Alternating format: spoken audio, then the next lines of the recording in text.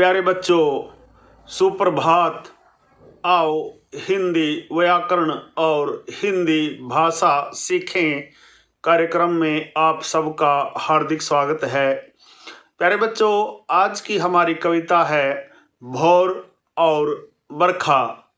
प्यारे बच्चों, भौर और बरखा कविता की सप्रसंग व्याख्या प्रारंभ करने से पहले आइए इसकी कवित्री मीराबाई जी के बारे में थोड़ा जान लेते हैं।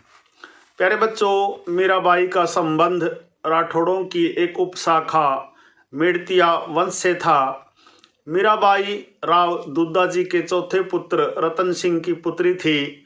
इनका जन्म मेड़ता परगने के चौकड़ी नामक ग्राम में सन 1503 के आसपास हुआ था। मीरा के दादा अत्यंत धर्मात्मा व्यक्ति थे, जिनके कारण इनके परिवार में धार्मिक भावनाओं की प्रधानता स्वाभाविक थी। बचपन से ही मीराबाई कृष्ण भक्त थी। मीरा ने लौकिक सुहाग का सुख अधिक दिन नहीं देखा। विवाह के कुछ ही वर्षों बाद राणा सांगा के जीवन काल में ही इनके पति भोजराज की मृत्यु हो गई।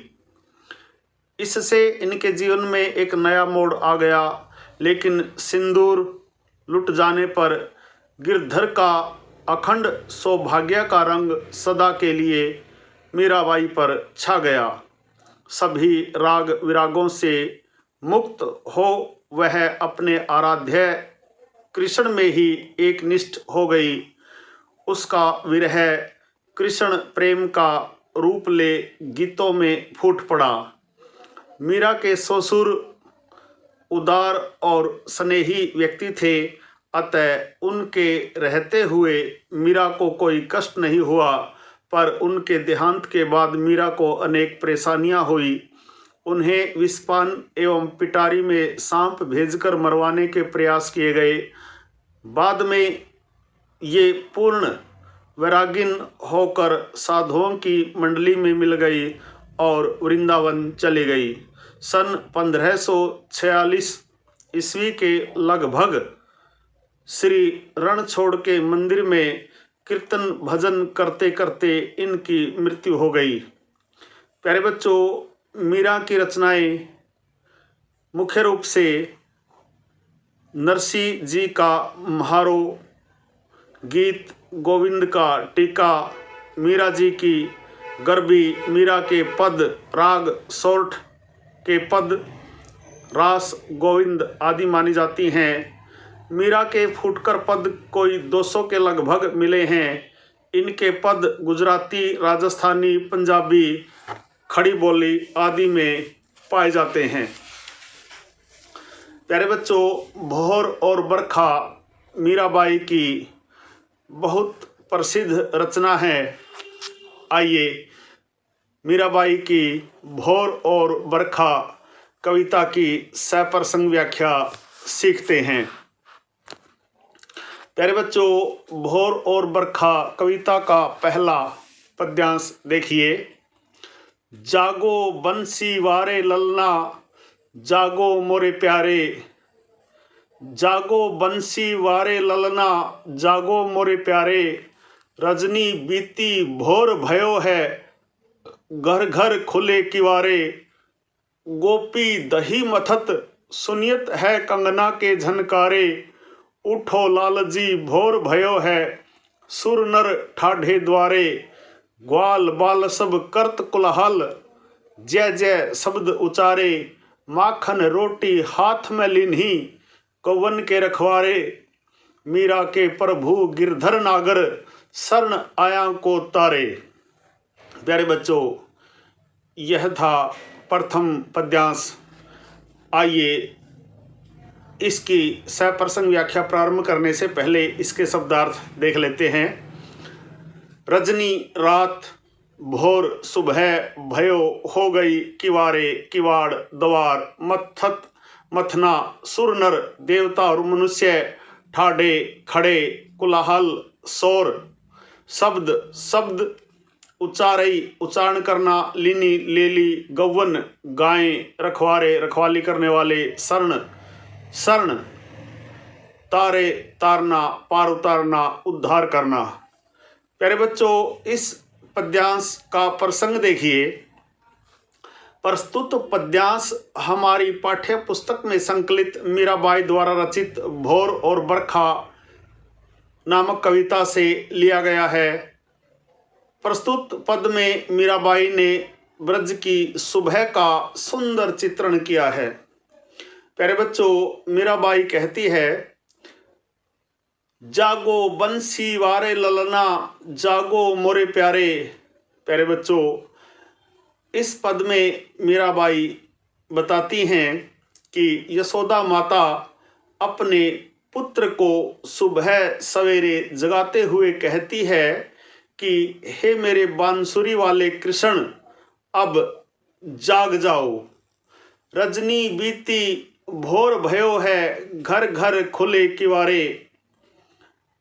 आगे यशोदा माता अपने पुत्र को जगाते हुए कहती है, देखो रात बीत गई है और सुबह हो गई है। ब्रज के लोगों के घरों के द्वार भी खुल गए हैं। गोपी दही मथत सुनियत है कंगना के झनकारे।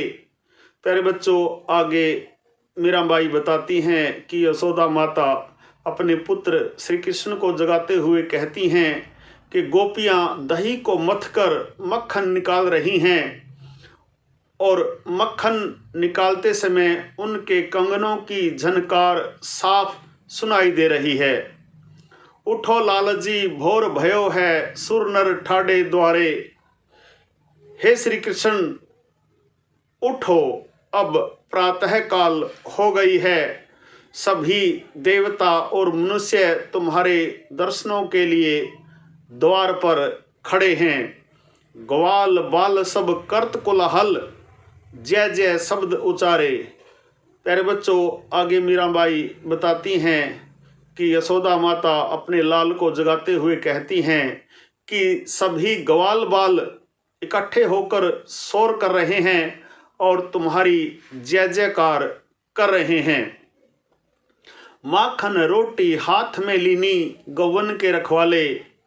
तब श्री कृष्ण उठ जाते हैं और अपने हाथ में मक्खन और रोटी लेकर गायों की रखवाली के लिए चल पड़ते हैं।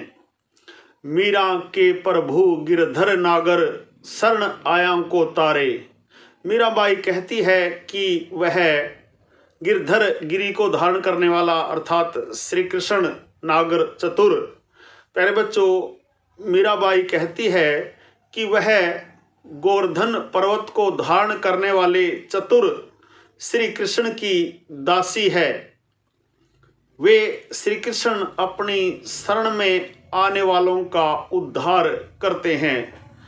प्यारे बच्चों, ब्रज में प्रातः काल होने वाली क्रियाओं का इस पद में मीराबाई ने बहुत सुंदर वर्णन किया है। तत्सम तद्भव शब्दों का सुंदर प्रयोग है।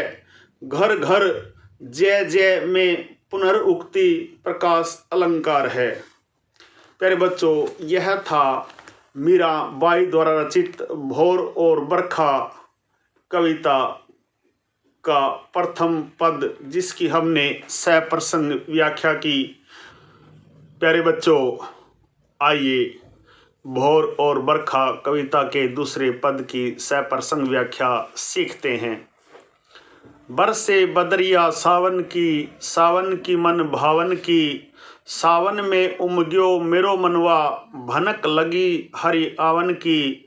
उमड़ घुमड़ चहूँ दिशी तैं आयो, दामिन दम कै झर लावण की। नन्ही नन्ही बुंदन मेहा बरसै, शीतल पवन सुहावन की। मीरा के प्रभु गिरधर नागर, आनंद मंगल गावन की। प्यारे बच्चों, सप्रसंग व्याख्या से पहले इस पद्यांश के शब्दार्थ देख लीजिए। बरसे बरसना, बदरिया बादल, भावन अच्छा लगना, उमग्यो प्रसन्न होना, मनवा मन, भनक खबर, हरि भगवान श्री कृष्ण, आवन आना, चहुँ दिशी चारों दिशाओं से, दामन दामिनी बिजली, दमक चमक, लावन लाना मेहा, मेघ बादल, शीतल ठंडी, पवन हवा, सुहावन सुहावनी, नागर चतुर, मंगल गावन मंगल गीत गाना। प्यारे बच्चों, प्रसंग देखिए। प्रस्तुत पद्यांश हमारी पाठ्य पुस्तक में संकलित मीरा के भोर और बरखा पद से लिया गया है। इसमें मीराबाई ने वर्षा ऋतु के आगमन पर प्रभु श्री कृष्ण के आने की संभावना को व्यक्त किया है। प्यारे बच्चों, मीराबाई कहती है, बरसे बदरिया सावन की मन भवन की।